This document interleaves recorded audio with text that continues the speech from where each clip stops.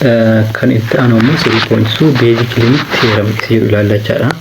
Basic limit theorem isa jedhu kana inni kun theorem yoo mataa isaa qabachaadha. Ruuliiwwan kanneen qabannee kan itti aanu deemna jechaadha. Example-iiwwan ilaallachaa. First we will assume that limit of f of x as x approaches to a and the limit of g of x as x approaches to a exists in the lamaan kunniin ni argaman jechaadha. Exist akkasuma immoo c is any constant number hidha jennee kaana jechaadha. Kanaafuu limit of constant times f of x equal to constant times limit of f of x jechuu dandeenya jechaadha. Constant alatti baasuudhaan limit ittiin baay'isuu dandeenya jechaadha. Inni biraa immoo eda'uu fi hir'isuudha. F of limiti lamaan kanneen kan g of x fi f of x kanneen lamaan isaanii bifa kanaan yoo bakka tokko nuuf fide kophatti hojjetu dandeenya jechaadha. San booda kan kanaatis kophatti hojjennee kan kanaatis kophatti hojjennee san booda walitti hidhuu dandeenya jechaadha. Yoo hir'isuu ta'e immoo walirraa hir'isuu dandeenya jechaadha. Kan baay'isuutis akkasuma limit of g of x times f of x times g of x as x approaches to a equal to limit of f of x times limit of g of x jechaadha. Kun lamaan waliin baay'isuu dandeenya. Kophatti barbaadne waliin baay'isuu dandeenya. Kan hiruutis akkasumatti kophatti barbaaduudhaan waliif hiruu dandeenya jechaadha. Provided that isa kana seeraan naaf qabadha. Provided that limit of g of x different from 0 as x approaches to a dha jechaadha. Yeroo wayii akkamitti gaafatamnu seetan teestii irratti kunni lamaan nuuf kenname limitiin f of x nuuf kenname akkasuma limitiin g of x nuuf kenname san booda under what condition jedhamtanii gaafatamuu dandeetta waan ta'eef condition tana qabatuu qabdanii jechaadha. Limit of g of x as x approaches to a different from 0 isi jedhamu tana qabatuu qabdanii jechaadha. Kanaafuu bakka baay'eetti yoo ilaaltan teessiiwwan garagaraa irratti wantoonni akkana kunniin ni gaafataman waan ta'eef kanaafuu qabatuu qabdanii jechaadha isii tana. Inni biraa immoo limit of f of x the power of n yoo kan ta'u taate as x approaches to a equal to limit of f of x goone hundi isaa maal goona jalqaba asitti ilaaltan limit jedhee lim as x approaches to a inni jedhu kun hammattu keessan jirtu. Nniin tun paawuriin tun f of x qofaaf dhaabattee jecha.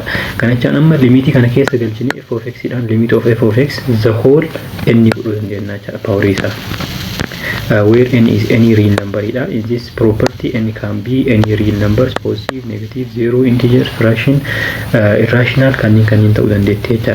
In the case that n is an integer this rule can be thought of an extended case of 3 jecha. Kanaafuu inni kun kan asitti agartan kan extended kan ta'e jechuu dandeenya jecha yoo integer kan ta'u taate. Kanachaan amma inni wal fakkaataadha waan ta'eef fakkeenyaaf limit of f of x square yoo jennaan inni kun inni as x approaches to a jechaan amma inni kun limit of f of x times limit of f of x as x approaches to a as x approaches to a jechaan inni kun kanaafuu ruulii kanaan wal fakkaataa jechaadha. Ruulii sadaffaa kanaan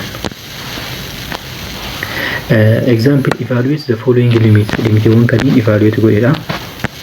Isa kana fakkeenyaaf isa jalqabarra jiru kana evaluate godhuudhaaf inni kun maalii wal qabata eda'uu isa jennisanii limit of asitti kan ilaale kana jecha eda'uu isa eda'uu kana wal qabata jechaadha. Kanaafuu eda'uu fi hir'isuu kanachaan fakkeenyaaf isa kanaan f of x yoo jettan kanaaf g of x yoo jettan kanaan ammoo c yoo kan jettan taate konstantii yookiin ammoo h of x jechuu dandeettan jechaadha. Kanaafuu hundi isaatiifuu qophatti barbaaduudhaan maal goona walitti ilaalaa jechaadha. Kanaafuu limit of 2x square inni jedhu kun maal nama inni kun quadratic equation waan ta'eef direct substitution jechaadha. Kanaafuu kallattiimaan maal goona isa kana karaa biraatiin limit of limit as x approaches to 5 2x square minus limit as x approaches to 5 3x jechuu dandeenya plus limit as x approaches to 5 4 jechuu dandeenya jechaadha. Limit of 4 as x approaches to 5. Kanaafuu asitti ammoo isin tun konstantiidha waan ta'eef konstantii irratti ammoo maal jennee qophatti baafachuu dandeenya jechaadha. Kanaafuu asittis konstantiitu jira. Kanaafuu 2 times limit of x square as x approaches to 5 minus 3 jirtu na garana fiddanii jechaadha. 3 limit of x as x approaches to 5 plus limit of 4 as x approaches to 5 jechuu dandeenya jechaadha. Kanaafuu bakka x kana maal galchitanii 5 galchitan. 5 square meeqa ta'a? 25 ta'a jechaadha. Kanaafuu lama si waan jirtuuf lama baay'isuu 25 lama baay'isuu 25 hir'isuu 3 into bakka x kana 5 yoo galchitan 5 ta'a jechaadha. Plus limit of 4 yoo ta'a jechaadha inni kun. X afuritti dhiyaatee gara barbaadaa dhiyaatu 4 waan ta'eef asitti inni kun x waan of keessaa hin qabneef yookiin ammoo maal jechuu dandeettanii 4 jecha ammaa inni fakkeenyaaf limit of 4 jecha ammaa inni karaa biraatiin as x approaches to 5 jechaan kun maal jechaadha? Limit of 4x the power of 0 jechaadha. X the power of 0 waan taateef kanaafuu 1 times 4 maal ta'a? 4 ta'a jechaadha. Kanaafuu asitti 4 qo'atti baafattanii limit as x approaches to 5 of x the power of 0 bakka x 5 yoo galchitan amma 4 into bakka x kana 5 yoo galchitan 5 the power of 0 jechaan lakkoofsi kamuu poweriin isaa 0 ta'e taana 0 dhaan ala jechaadha. 0 nama taasisti 0 dhaan ala lakkoofsi kamiyyuu poweriin isaa the power of 0 ta'e taana 1 dha. Kanaafuu 4 times 1 jechaan 4 jechaadha. Kanaafuu bifa saniin adda babbaasanii hojjetu dandeettanii jechaadha. Kanaafuu asitti amma inni kun 25 baay'isuu 2 50 ta'a. Inni kun ammoo 15 ta'a. Iddoo 4 kanaafuu 11 ta'a jechaadha. Inni kun yeroo waliirraa hir'isnu 50 hir'isuu 11 kanaafuu meeqa ta'a? 39 ta'a jechaadha. 39 kanaafuu bifa kana hojjetu dandeettanii jechaadha. Karaa kana hundi deemuun barbaadu yoo jettan taate ammoo maal gootanii kallattimaan keessa galchuudha jechaadha. Kallattimaan amma kun definitionii yookiin ammoo ruuliidhaan gubbaa sanniin akkamitti akka hojjetu isinitti mul'isuudhaaf malee kanaafuu maal gootanii kallattimaan bakka x kanniin 5 galchuudhaan argachuu dandeettanii jechaadha. Okay, inta ammoo b bira yoo dhufne ammoo b bira yoo dhufne maal goona jalqaba irratti isa kana simplify godhuu danda'uu qabna jechuudha. Isa kana kanaafuu limit as x approaches to 0 amma isa kana direct substitution yoo jenne bakka h kana 0 yoo galchine undefined ta'a waan ta'eef kanaafuu inni kun wanti waliin badu wayii jiraatu danda'a jechuudha. Kanaafuu 3h square isa jedhu kana maal ta'a inni kun square yeroo goonu 9 plus 6h plus h square ta'a jechuudha. Asammoo minus h waan jirtuuf isin tun minus h waan jirtuuf minus h goona over h ta'a jechuudha. Over h limiti biraa dagatuun qabdanii ammas limit as x approaches to 0 keessattuu work out irratti bifa kanaan barreessuu qabdan jechuudha. Isa kana okay h square plus 5h plus 9 over h ta'a jechuudha. Over h kanaafuu inni kun akkuma argitan wanti waliin simplify ta'u hin jiru jechaadha. Wanti waliin simplify godhuu dandeenyu hin jiru asitti. Kanaafuu asitti dogongora wayiitu jira. Asitti maal ture seetan? Asitti yoo agartan bifa kanatti deemuu hin danda'u inni kun akkanatti yoo ta'e salphatee akkan ta'uu danda'a jechaadha. Garuu inni kun bifa sanii hojjetuu hin dandeenyu jechaadha. Kanaafuu maal goonamne asitti dogongorri jiru maal seetan asitti h osoo hin ta'in -9 turte. Kanaafuu limit sana ka waliin rakkan asitti sirrii miti gaafiin bifa kanaan amma fakkeenyaaf yoo ilaaltan kanatti deebuu danda'u bakka h kana 9 yoo ta'e qofa bakka h kana 9 yoo ta'e qofa jechaadha. Kanaafuu as x approaches to 0 maal ture 3 plus h square the whole square minus 9 inni kun over h dha jechaadha. Asitti h osoo hin ta'in minus 9 ta'uu qabdi jechaadha. Kanaafuu isa kana amma kana maal jennee jirra 9 plus 6h square plus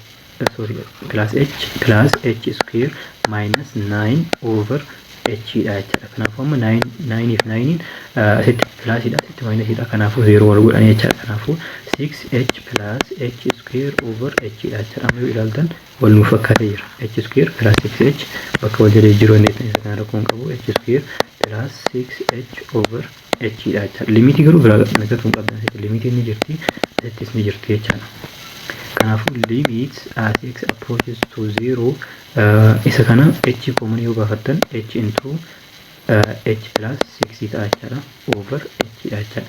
H dhaan balleessuu dandeettan amma asitti baddee jirti jechaadha. Kanaafuu limit as x approaches to 0 h plus 6 dha jechuudha. Kanaafuu direct substitution godhuu dandeettan jechuudha. Maaliif undefined wanta waan hin jirreef kanaafuu bakka h maal galfannama 0 plus 6 dha. Kanaafuu inni kun maal ta'a 6 ta'a jechuudha.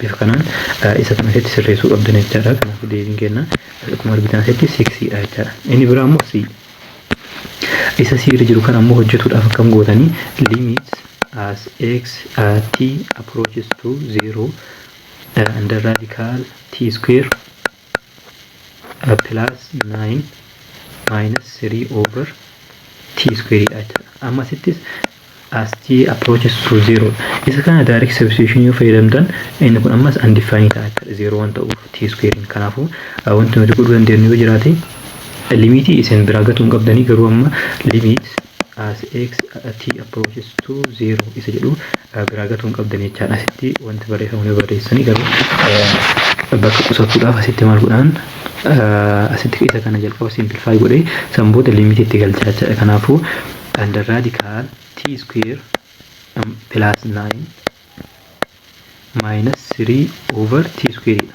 Isa kan amma maal gootanii kan quadrati square root ofirraa qabu kana kan gubbarraa kana jechaadha. Kan gubbarraa kana maal gootanii akkuma yeroo fudhatanii times jettanii under radical t square plus 9 plus 3 goonaa jechaadha. Asitti minus waan tureef asitti minus dha. Kanaafuu asitti plus goonaa jechaadha over under radical kan jalaatti suma kanaan baay'isnaa jechaadha. t square plus 9 plus 3 jennaan jechuudha. Inni kun maal jedhama rationalization dha jechuudha. Denominator sun ta'in inni kun numerator jechuudha. Numerator kana maal goona rationalize godhaa jirra jechuudha. Kanaafuu isa kan amma waliin baay'isnaa jechuudha. Kana yoo baay'isne maal ta'a inni kun wal fakkaataa waan ta'eef square ta'a. Kanaafuu radical irraa badaa jechuudha. Kanachaan t square plus 9 ta'a jechuudha. t square plus 9 kanaan yoo baay'isna isuma maal ta'a plus 3 into under radical t square plus 9 inni kun isiniif galee dhiyaata. Kun akkuma argitan asitti kanaafuu wal fakkaataa waan ta'eef x times x jechuudha. X times x square sorry radical x times radical x dha. Kanaafuu radical x times radical x in radical x whole square dha jechuudha. Kanaafuu tuun radical kana waan balleessuuf x qofa fudhadhe kanachaan kan keessaa qofa fudhadhe jechuudha asitti isa kana. Samboda maal goona isa kana ammas 3 kanaan baay'isna. Kanaafuu 3 t square plus 9 samboda kana maal goona kanaan baay'isna ammas deebinee kanaan baay'isna jechuudha. Kanaafuu minus 3 times kana jechaan minus 3 under radical t square plus 9 dha. Samboda minus 3 times 3 maal ta'a minus 9 dha jechuudha. Over kan jala akkuma jiru ta'aa barreessinu t square into under radical of t square plus 9 plus 3 goonee kan barreeffannaa jechuudha. Samboda asitti inni kun wal fakkaataadha waan ta'eef akkasuma tokko plus dha tokko minus dha waan ta'eef wal balleessaa jechuudha. Kanaafuu t square plus 9 minus 9 over maal ta'a inni kun over t square into under radical t square plus 9 plus 3 ta'a jechuudha. Samboda 9 dhaan badde ammas plus if minus waan ta'aniif kanaafuu t square over t square into under radical t square plus 9 plus 3 dha jechuudha. t square dhaan yeroo balleessinu maal ta'a inni kun 1 over under radical of t square plus 9 plus 3 ta'a jechuudha. Kanaafuu maaltu as ture limit as x approaches to 0 isa jedhutu jira jechuudha. Workout irratti garuu isin haala kanaan akkan hojjennu isii tana limit isii jettan biraa gatuun qabdanii jechuudha. Kanaafuu bakka x maal galfanna 0 galfanna bakka t maal galfanna sorry t dhaan kun x is on ta'in as t approaches to 0 dha jechuudha. Kanaafuu 1 over under radical of bakka t maal galfanna 0 square plus 9 plus 3 equal to 1 over inni kun maal ta'a radical 9 jechuun ammoo 3 ta'ee ba'a jechuudha. Plus 3 waan jirtu 3 goona. Kanaafuu 1 over maal ta'a 6 ta'a jechuudha. 1 over 6 maal ta'a deebiinuuf ta'a jechuudha. Akkuma asitti argitan 1 over 6 asitti baay'ee simplify godhee hojjetee isiniif galuu dhabuu danda'a garuu steppii kana hunda deemanii kan argatan jechuudha. Kanaafuu bifa saniin hojjetuu dandeettan jechuudha. Okay, inni ta'an ammoo d dha. d ammoo maal jedha limit x square plus 2x plus 1 over x the power of 4 minus 1 isa jedhudha jechuudha. Kanaafuu isa kanammoo as x approaches to minus 1 asitti minus 1 yoo galchitan fakkeenyaaf minus 1 the power of 4 in 1 ta'a 1 minus 1 ammas maal ta'a 0 ta'a jechuudha. Kanaafuu lakkoofsa kamuu 0 dhaaf yoo hirree undefined waan ta'uuf kanaafuu maal jennaan isa kana undefined waan ta'eef direct substitution hojjetuu hin dandeenyu jechuudha. Kanaafuu isa kana simplify godhuu danda'uu qabna jechuudha. Ammas kanaafuu asitti x square plus 2x plus 1 isa jedhu kan jalqaba irratti x square plus 2x plus 1 inni jennu kun maal inni lakkoofsa yeroo dheedaa lama yeroo hin baay'atan tokko nuuf kennan 1 fi 1 dha jechuudha. Kanaafuu inni kun x plus 1 the whole square jechuudha jechuudha. Inni kun kanachaan kan gubbarraa kun x plus 1 the whole square jechuudha jechuudha. Isa kana bakka nuuf bu'a. Kanaafuu limit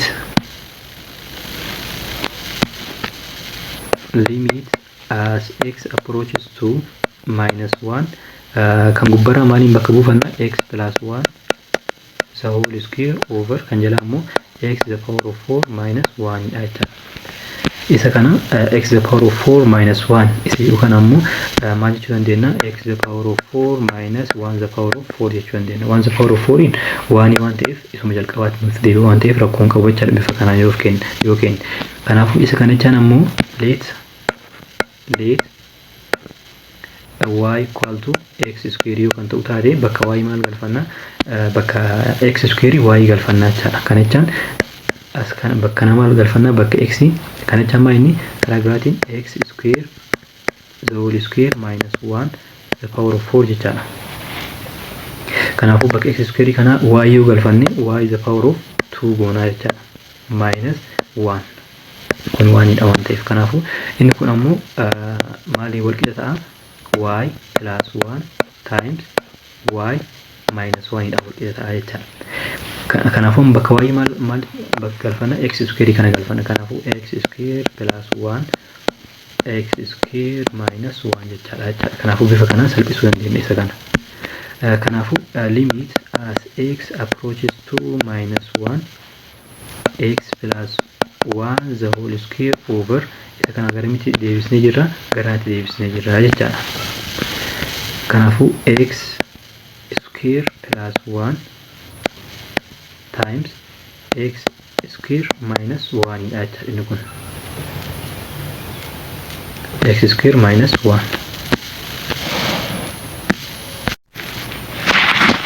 asan booda maal ta'e inni kun kan gubbarraa akkuma jirutti barreessinu as limitiin akka hin daganne limit as x approaches to minus 1 kan gubbarraa maa inni x plus 1 the whole square over kun ammoo x square plus 1 times kanachaan ammoo x minus 1 isa kana qabatu qabdan isa kana kan daganne yeroo kamiyyuu x square minus 1 jechaan maali wal qixa x minus 1 times x plus 1 wajjin wal qixa ta'a jechuudha. Kanaafuu maal kuna kan gubbarraa akkuma jirutti barreessinee jirra. Kanaafuu kan jalaa kana isa kana maaliin bakka buufanna x plus 1 x minus 1.